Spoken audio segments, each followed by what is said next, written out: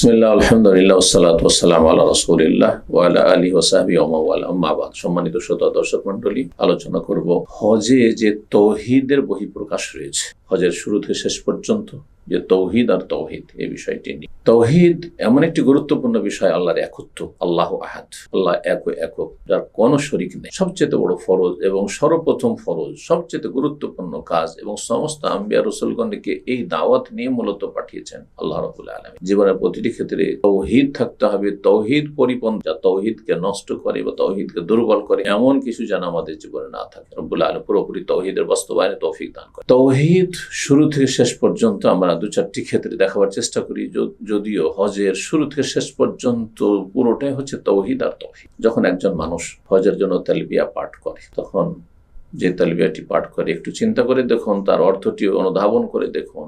লব্বাইক আল্লাহুম্মা লব্বাইক, হাজিরা কার সামনে দিচ্ছেন? আল্লাহর সামনে হাজিরা দিচ্ছেন। সুতরাং হ্যাঁ, লব্বাইক অমুক আর তমুক, হোসেন আর আলী, আর লব্বাইক জিলানি আর চিস্তি, এই যদি আকীদা থাকে তো এই নিয়ে কখনো মুক্তি পাবেন না। লব্বাইক লা শারীকা লাকা লব্বাইক, আল্লাহ তোমার কোনো শরীক নেই, অংশীদার নেই। আল্লাহ তোমার জন্য হাজির হয়েছে, তোমার ইবাদতের উদ্দেশ্যে হাজির হয়েছে, তোমার সন্তুষ্টি অর্জনের জন্য হাজির হয়েছে। ইন্নাল হামদা ওয়ান নি'মাতা লাকা, সমস্ত প্রশংসা নিয়ামত তোমার। সবকিছু আল্লাহর প্রশংসা, আল্লাহর জন্য।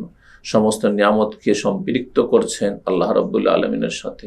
ওয়াল মুলকা, এবং সার্বভৌমত্ব, সমস্ত কিছুর মালিকানা তোমার, হে আল্লাহ।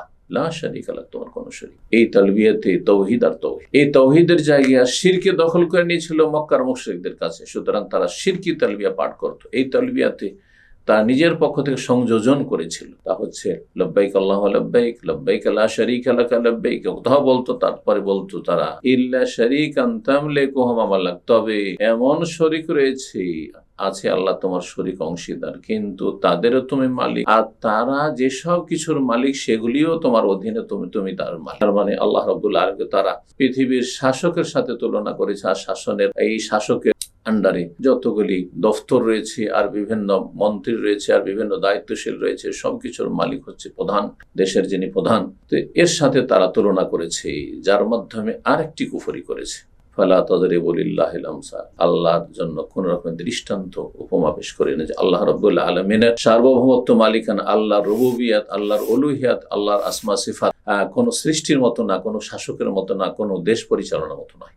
তৌহিদের কথা আল্লাহ রাব্বুল আলামিন যখন হজ এবং উমরা নির্দেশ দিয়েছেন, ওয়াতিমুল হজ্জ ওয়াল উমরাতা লিল্লাহ, হজ উমরা তোমরা সম্পন্ন করো কার জন্য? আল্লাহর জন্য। ইখলাস এবং তৌহিদের শিক্ষা দেওয়ার জন্য হজ উমরা নির্দেশই দিয়েছেন লিল্লাহ, আল্লাহর জন্য। আপনি যখনই বাইতুল্লাহর তওয়াফ শুরু করছেন, আল্লাহু আকবার দিয়ে শুরু করছেন, আপনি আল্লাহর নাম দিয়ে শুরু করছেন, আর প্রতিটি চক্করে আল্লাহু আকবার পাঠ করছেন। এটি হচ্ছে তৌহিদ এবং তৌহিদের বহিঃপ্রকাশ। যখন আপনি সাফাই যাচ্ছেন আর সেখানে কালমা তৌহিদ পাঠ করছেন, লা ইলাহা ইল্লাল্লাহু ওয়াহদাহু লা শারীকা লাহু লাহুল মুলকু ওয়া লাহুল হামদু ওয়া হুয়া আলা কুল্লি শাইইন কাদির, তৌহিদের আপনি বাস্তবায়ন করছেন, তৌহিদের ঘোষণা করছেন তিনবার করে। লা ইলাহা ইল্লাল্লাহু ওয়াহদাহু, একক আল্লাহ ছাড়া কোনো সত্য মাবুদ নেই। আনজাযা ওয়াদাহু ওয়া নাসারা আবদাহু হাসামাল আহজাবা ওয়াহদা, এইভাবে মারওয়াতে গিয়ে তাই করছেন। আপনি এই কালমা তৌহিদের ঘোষণা করছেন, আপনি আল্লাহর একত্বের ঘোষণা করছেন। এইভাবে আপনি প্রতিটি ক্ষেত্রে এগিয়ে চলে যান। আপনি যখন মেনায় থাকছেন, রাসূলুল্লাহ সাল্লাল্লাহু আলাইহি ওয়াসাল্লামের তরিকায় আপনি সেখানে 5 ওয়াক্ত সালাত পড়াকে সুন্নাহ মনে করছেন, এবং যেইভাবে রাসূলুল্লাহ সাল্লাল্লাহু আলাইহি ওয়াসাল্লাম সালাত আদায় করতে বলেছেন আপন ওয়াক্তে, আর তারপরে কসর করে সেইভাবে আপনি আদায় করছেন। সুন্নাহ ও তৌহিদের বাস্তবায়ন, সুন্নাহর প্রতিষ্ঠাও তৌহিদের একটি গুরুত্বপূর্ণ একটি অংশ। যে তৌহিদের বাস্তবায়নের জন্য আরেকটি দিক হচ্ছে যে আপনি সুন্নাহ অনুযায়ী আপনি আমল করেন। তারপরে আপনি তালবিয়া পাঠ করতে করতে আরাফা যাচ্ছেন। আরাফায় গিয়ে সেখানে সবচেয়ে গুরুত্বপূর্ণ দোয়া, সবচেয়ে ফজিলতপূর্ণ দোয়া, খায়রুদ দুআয়ে দুআয়ে আরাফা, সবচেয়ে শ্রেষ্ঠ দোয়া হচ্ছে আরাফার দিনের দোয়া। ওয়া খায়রু মা কুলতু আনা ওয়ান নাবিয়ুনা মিন ক্বাবলি, এবং সবচেয়ে শ্রেষ্ঠ দোয়া, উত্তম দোয়া, যা আমি বলছি এবং বলেছি আর আমার পূর্বে যত নবী রাসূলগণ বলেছেন, তা হচ্ছে লা ইলাহা ইল্লাল্লাহু ওয়াহদাহু লা শারীকা লাহু লাহুল মুলকু ওয়া লাহুল হামদু ওয়া হুয়া আলা কুল্লি শাইইন কাদির।